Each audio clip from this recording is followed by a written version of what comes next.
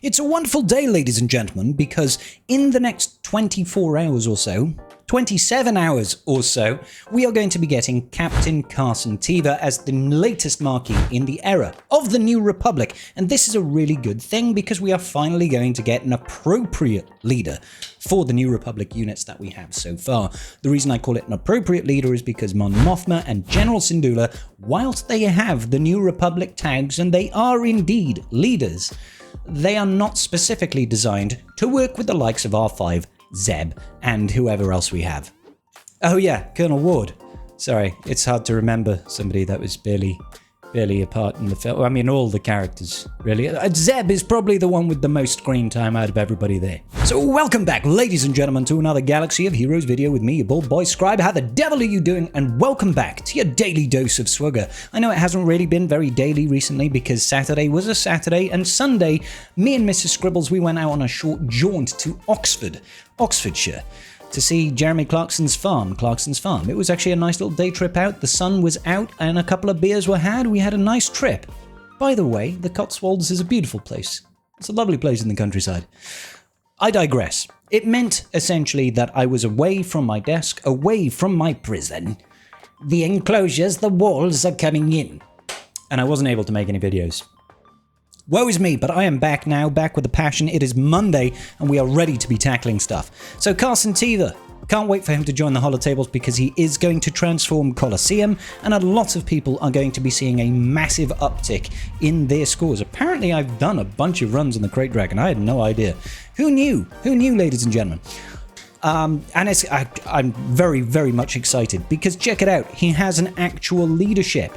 So for those of you that are wondering, should I be putting aside resources for Carson Teva? The answer is an unequivocal yes. People who are in the later game or people who are in the Whaley position that I'm in, where you're getting the characters all at 7 stars and you're investing lots and lots of resources and you cap them out. Like I cannot go any further on these guys, partially because I need the Xaereth ability modules, and you only really get that from going to high tier marquee unlocks, but mostly because I also can't get these Mark 6 special ability modules because I'm unable to pass through certain damage barriers within Coliseum until I get another unit and take him up to like 95, okay? So getting to 95 on someone like Carson Teva is going to require quite a bit of investment. But even if you aren't in my position and you haven't been hoarding up resources, because it gets to a point, like I said, where you just have, we should probably go back over here, you just have the resources available, right? Look, I've got 212,000 error leveling currency, so I should theoretically be able to get people up pretty freaking high. You know, we can go up to, theoretically, level 115 from 95, and let's not forget that those tail-ended levels cost a heck of a lot more than the early levels. Now don't forget as well, when you do these new marquees for Carson Teva, he's going to give you a chunk, a massive big chunk of rewards for just doing the easily free-to-play accessible tiers. He's going to give you a bunch of error leveling currency. He's going to give you a bunch of mats that I already have thousands of and hundreds of and thousands of and hundreds of and thousands of, 16,000 and hundreds, 1,000 of. So he's going to give you a bunch of resources, but he's still, in my opinion, one of the more important characters to actually invest in, even if you haven't invested in the others. Some people have only invested in R5. Maybe they've invested in Zeb. Maybe they've invested in Colonel Ward. I do think that getting Carson Teva there is going to make a real dramatic difference to everybody's score. So let's take a look at his leadership then. Start a battle, New Republic allies gain 50% accuracy and critical damage. 50% crit damage is great. Accuracy, who cares, right? If there is an allied New Republic Galactic Legend, or there are no other Galactic Legends in battle, whenever a New Republic ally counterattacks, inflict the target enemy with a stack of On the Run, stacking to a maximum of DS. Alright, so does On the Run get described here? Where is it? Is it in leadership? Where is On the Run? Luckily, CG is here to save me. For clarity, what is On the Run again? On the Run, minus 10% evasion and tenacity per stack. At 10 stacks, you lose all the stack and take 20% maximum health damage. Can't be defeated by this damage, unfortunately, and all enemies gain a bonus turn. Whenever stacks of On the Run are reset, inflict 2 stacks to this character and 1 stack to all other allies. What? I'm more informed and none the wiser, ladies and gentlemen. But anyway, what we do know is that if we have a counterattack, we're going to be placing on the run on the target. If it gets to 10%, we're going to do 20% max health damage. Now, that in itself is not really going to do a heck of a lot against these bosses. They tend to take reduced damage from percentile health effects, but it's still an extra something. Whenever a New Republic ally uses a special ability, all other New Republic allies gain retribution for 1 turn. This is going to make the Jotaz go a little bit crazy. He always gains turn meter when you lose buffs, so getting constant retribution for 1 turn means they're constantly going to be dispelling and he's constantly getting turn meter, which I can see being a little bit of a problem. Whenever New Republic allies resist a debuff, they're going to gain 100% potency for 1 turn. Whenever a New Republic ally counterattacks, that ally deals 50% more damage. That I do like. We're going to have retribution, which means we are going to be counterattacking, which is going to be putting on the run on the enemy, and we're going to do 50% more damage on top of that 50% additional crit damage that Captain Carson Teva is passing us. Alright. Whenever another New Republic ally counterattacks, they also gain 10% stacking offense up to 50% until the end of the encounter and gain defense penetration up. More buffs. Jotaz is going to have a great time. Whenever an ally counterattacks, that enemy is exposed for 1 turn. Again, exposes do a little bit of damage, but not a significant amount of damage to the bosses in Coliseum. Now, more broadly speaking, obviously this is going to be better outside of game modes like Coliseum, but what are we getting? More crit damage, ramping offense, more damage on attacks out of turn, and constantly gaining retribution whenever we use a special ability, which is going to feed all of those counterattacks. So this already is going to be good. Furthermore, he's the first guy that we've got in this entire era so far that is an actual attacker. We've had a tank, we've had supports. Now we actually have an attacker, which means we're going to do some damage for a change. On his basic, on your signal, deal physical damage to the target enemy and gain retribution for 1 turn. There we go, retribution. During Captain Carson Teva's turn, all other New Republic allies gain retribution for 1 turn. During enemy turns, attack again. That's kind of cool. So he's going to gain retribution for a turn when he uses his basic. Booyah, when they hit him, he counterattacks, he's going to double tap. This is one of the reasons people like using Death Trooper in the lead, because he double taps on a basic. Carson Teva is basically going to be doing that all of the flipping time. Keeping the peace. Alright, first special. Deal physical damage to the target enemy 3 times. That's pretty cool. Call other target ally to assist. Inflict cumulative debuffs based on the number of critical hits scored. So if you score 3 crits, you're getting offense down, defense down, and speed down. Those are some pretty decent debuffs, to be fair.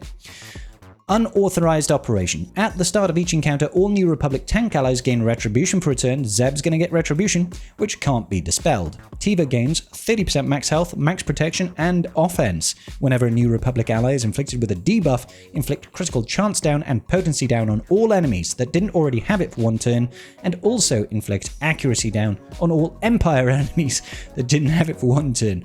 Zeb is going to be a really dodgy little guy.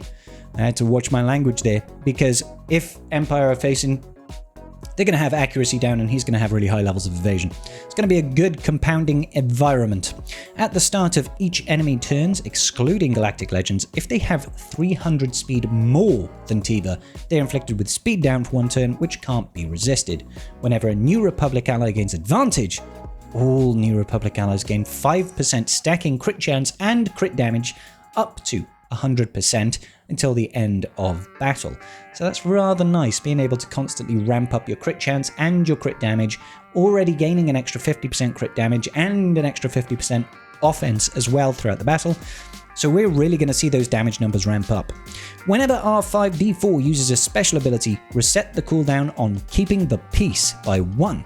Whenever an ally uses a special ability on an enemy with at least 1 stack of On the Run, they gain advantage, which is obviously going to feed into this, which is going to also guarantee, well, not guarantee critical hits, but almost always guarantee critical hits. If there is an allied New Republic Galactic Legend, or there are no other Galactic Legends in battle, whenever a New Republic ally evades, inflict the enemy with a stack of On the Run. That's kind of nice, because Zeb, like I said, super evadey, dodgy person. So I really think that Captain Carson Teva is going to materially change the way that we progress throughout Coliseum. And I also feel like it was a very, very, very deliberate thing from CG to leave him until now for us to get the unlock. I really do. I feel like they've deliberately staggered the release to give us Captain Carson Teva at a specific moment within this era so that we get a big jump in progress across all of the Coliseum bosses. I feel like this is part of their way of staggering the progress. They've tried to like, if you think about old era systems, because the way you could just whale through it for the large part, the last era was a little bit of an outlier because we actually kept all of our Xaereth ability modules. You know, those orange eyeballs, these things over here? These are supposed to be dusted at the end of each era. Last era, they forgot to dust these. So like, if you were a whale and you were, you know, spending a lot of money on the era system, you had thousands of these. So you could, like, level up the characters really quickly. If you whaled on the materials to get them up there early, you could, like, skip the entire grind in Coliseum. So, like, your progress, if you plotted it on a graph, it would just be like, whoop, exponential gains, and then it would just be flat for 3 months, which is boring, right? It is boring. It's a boring way to play Coliseum because there's no sense of progress. It's just, I'm going to skip the queue right to the end, jump on the ride, finish the ride, and I'm done now. What they've tried to do is they've tried to make it a linear form of progression, or almost stepped. So with each new marquee, you're going up in steps, right? Which probably makes for a better experience from the journey of the era system. It's just a little bit frustrating to go through as the player because you feel like you're being artificially held underwater. You know what I'm saying? Either way, I'm very excited for us to get Carson Teva because I do want to see how this team operates at least just a little bit. Still no sign yet from CG about this upcoming era PvP mode. I can't say I'm particularly enthused about it, but I am going to double down on what I've said in the past, which is this all feels like the changes that we've had to the era system, the changes that we've had to the era shipment store, the changes that we've had to the cost of things, the increase in rewards that we are getting is indicative of CG trying to give us more relic levels, trying to get us to skip the gear grind, and to introduce additional relic levels. We will see Relic 11 sooner or later. Sooner or later, mark my bald-headed words. Alright, ladies and gentlemen, if you give the video a like and a comment down below if you're going to be investing in Carson Teva, let me know. I will see you all in the very next video. Peace out, and may the Force be with you.